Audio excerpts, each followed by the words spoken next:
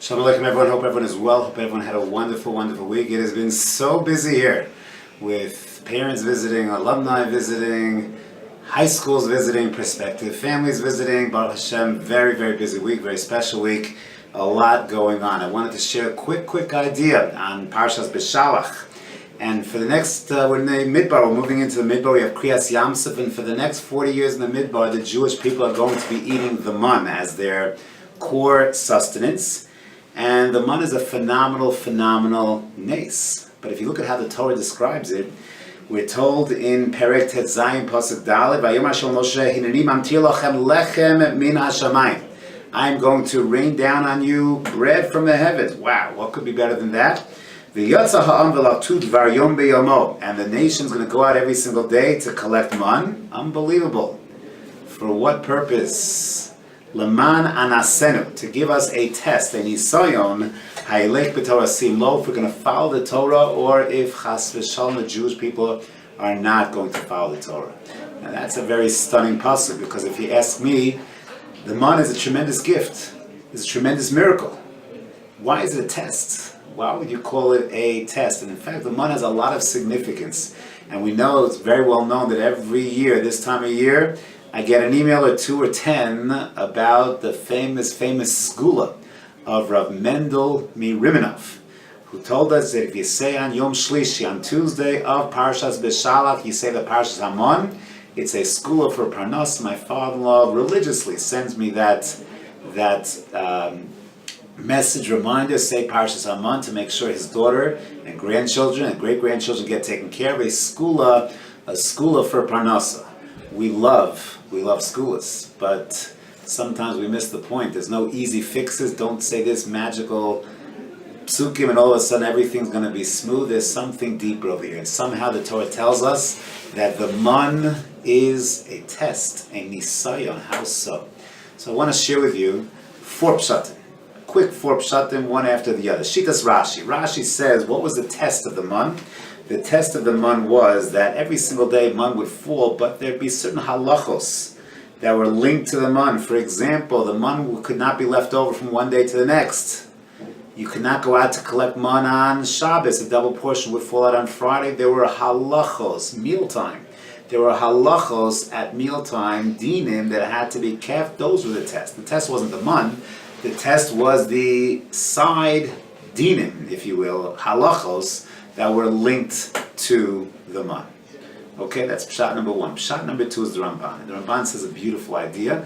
And the Ramban tells us, imagine for a second you're in the desert. You're there day after day, week after week, month after month, year after year. And every single night you go to sleep. As we said, you can't leave man over from one day to the next. Every single night you go to sleep in the desert with no source of food whatsoever. The cupboards are 100% empty. And you have to go to sleep at night relying on one and only one thing. That tomorrow morning, once again, like there was yesterday, there'll be man falling from the sky. Says the Ramban, the test was the test of bitachon. Do we have bitachon b'Hashem, that Hashem is going to provide for us? Something we need to hear loud and clear these days, because we work so hard in our parnasos to make a living, to put food on the table, that sometimes we can easily misunderstand that it's our work. It's kolchi v'odsem yadi asali esachayla zeh. It's our work that's providing, and Hashem is out of the picture. The lesson of the man is that ultimately, and we say this in Birchas Hamazon, is anosen lechem lechol basar umasbir lechol chai ratzon. We say it in Ashrei. We say the idea that Hashem provides poseches yadecho masbir lechol chai ratzon. Ultimately, Parnasa comes from Hashem, food comes from Hashem, and we have to recognize that. That, says the Ramban, is the nisayon of the man. The Orach Chaim gives a 3rd pshat, a beautiful pshat, especially for a yeshiva bachar, a boy in yeshiva. What's that pshat? Is how long do most adults spend working, making a living, in their average day, the thing that consumes us most, 8, 9, 10, 12 hours a day, we're in the office.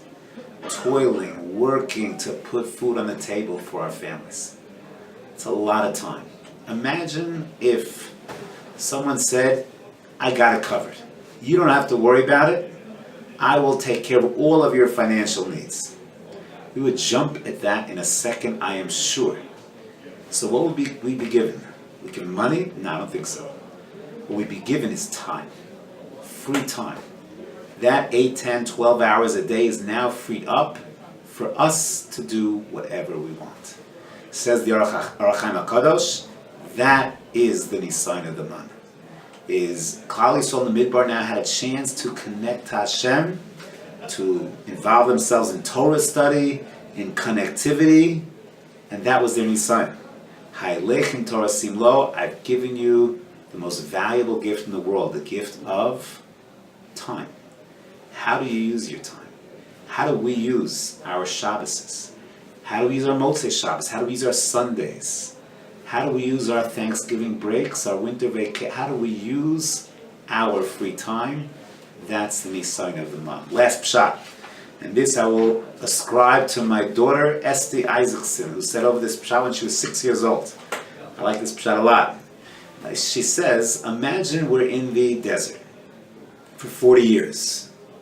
Every single day, 5 days a week, a portion of the month falls. Unbelievable.